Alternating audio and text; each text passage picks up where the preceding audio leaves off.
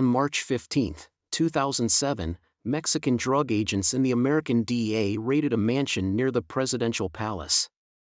They acted on a tip that the infamous drug lord El Chapo Guzman, who had escaped from prison 6 years earlier, was hiding there.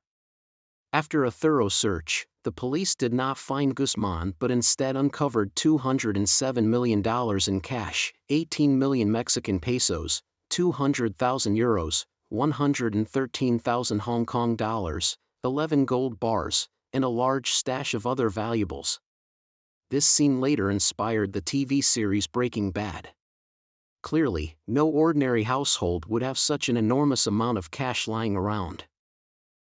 The mansion belonged to Zhenli Ye Gon, a Chinese-Mexican pharmaceutical tycoon, who was in Las Vegas at the time, either gambling or laundering money. The Mexican authorities issued an international arrest warrant for Zhenli Ye Gon. In July of that year, the FBI apprehended him in Maryland, USA. During interrogation, Zhenli Ye Gon made a statement that shocked the entire nation of Mexico. Zhenli Ye Gon was born in a typical lane in Shanghai in 1963, to an average family, and had an unremarkable childhood. After graduating from high school in the early 1980s and failing to get into college, he had no choice but to start working. A few years later, he enrolled in the adult education program at East China University of Political Science and Law and began studying intensely. It seems that many people only realize the importance of studying after entering the workforce. If you don't endure the hardships of learning in school, you will face the hardships of life in society. Despite his initial success, Zhenli soon realized that Shanghai was filled with wealthy individuals who had thrived during the economic boom, making his own achievements seem minor.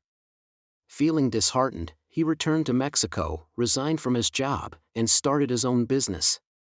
He founded the United Pharmaceutical Company of Mexico, focusing on importing raw materials to manufacture and sell pharmaceuticals.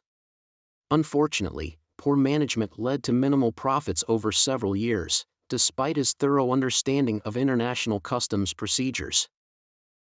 As he approached his 40s, Zhenli grew increasingly dissatisfied and decided to take a risky plunge into Mexico's traditional industry of drug trafficking.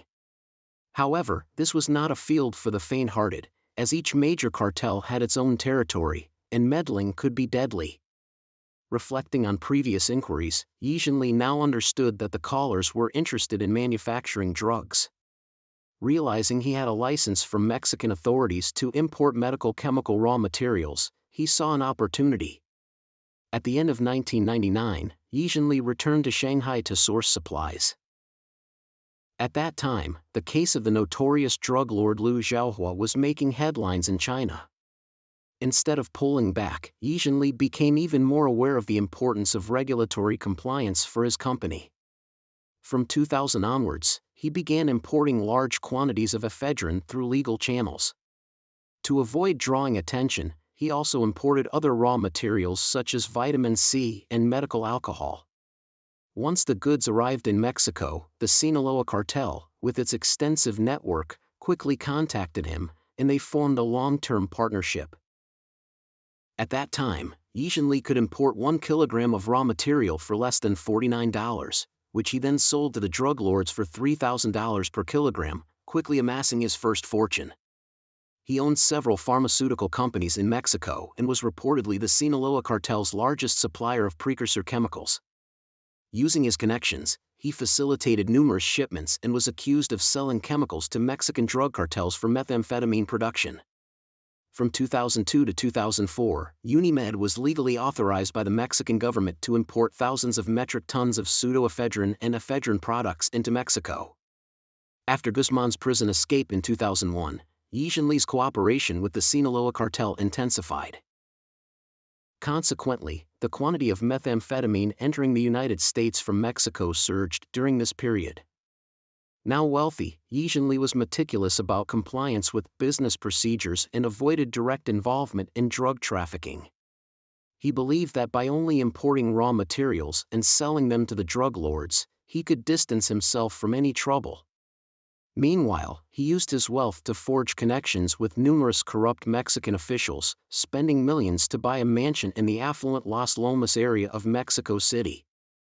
When Zhenli became a Mexican citizen in 2002, then-President Fox personally attended the ceremony, showcasing his extensive network. At his peak, Zhenli controlled several pharmaceutical companies in Mexico, earning significant profits. The amount of ephedrine he imported annually accounted for a large portion of Mexico's total imports, providing a stable supply that enabled the Sinaloa Cartel to rapidly grow. He significantly altered the North American drug landscape. However, the illicit profits needed laundering, so Zhenli frequently visited Las Vegas. Besides enjoying the thrill of gambling, his main purpose was to launder money. His minimum bet was $150,000, and due to his extravagant spending, the Sands Casino even gifted him a Rolls-Royce. In 2004, the so-called most luxurious mansion in Shanghai, the Tangong Villa, was completed and put on sale, with an average price reportedly exceeding 200 million renminbi per unit. Zhenli, now a Chinese Mexican, purchased Villa number 16 but rarely stayed there, spending most of his time in Mexico or the United States. In 2005, a diligent Mexican congressman submitted a report revealing that the country's recent imports of ephedrine were nearly 5 times what domestic pharmaceutical companies needed. It became clear to everyone where the excess was going. Congress quickly passed a law to restrict these imports. This significantly impacted Zhenli's business, but he knew the severe consequences if he couldn't supply the drug lords. To keep up, he forged multiple fake identities to import raw materials that could synthesize ephedrine, processed them through his pharmaceutical companies, and delivered the goods. However, challenges kept mounting. In the 2006 Mexican election, Calderon, a strong anti-drug advocate, won by a narrow margin. Once in office, he immediately launched the long-standing Mexican drug war in cooperation with the United States. On March 15, 2007, authorities received a tip that Guzman was hiding in Zhenli's villa. The police acted swiftly, but Zhenli, always one step ahead, had already taken his family to the United States. 4 months later, he was arrested in the U.S. on drug smuggling charges. He claimed that most of the cash found in the villa was tribute from Mexican drug lords to Calderon's party, delivered by the labor minister, forcing him to keep it. This statement caused an uproar in Mexico. Given the widespread corruption among Mexican officials, many people chose to believe Zhenli, as there had been no previous reports of him being a notorious drug lord. Authorities accused Zhenli of involvement in organized crime and operations with illicit resources. The Americans, not easily deceived, mixed the labor minister's photo with others and asked Zhenli to identify him, but he repeatedly got it wrong. He also couldn't explain why the labor minister would choose his home to stash the money. Soon after, the U.S. began prosecuting Zhenli. Unexpected events followed. First, 2 Mexican officers investigating Zhenli were killed. When the U.S. requested evidence from Mexico to convict him, they found that either the evidence had been destroyed or witnesses were unwilling to testify. In 2009, the U.S. Department of Justice, unable to convict Zhenli, planned to extradite him back to Mexico. Zhenli resisted, fearing for his life if returned. Feeling safer in an American prison, Zhenli hired expensive lawyers to fight the extradition, dragging it out for nearly 7 years.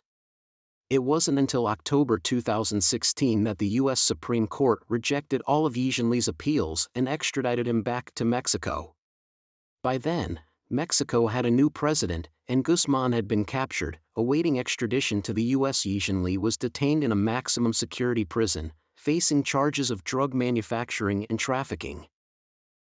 However, after the new president took office in 2018, all charges except for money laundering were dropped. Due to various reasons, his trial has yet to take place. What will be the next twist in Zhenli Ye Gon's incredible saga? Share your thoughts in the comments below. That's all for today. Thank you for watching. If you enjoyed this video, please give it a thumbs up and subscribe to our channel. Your support keeps us going. Thank you.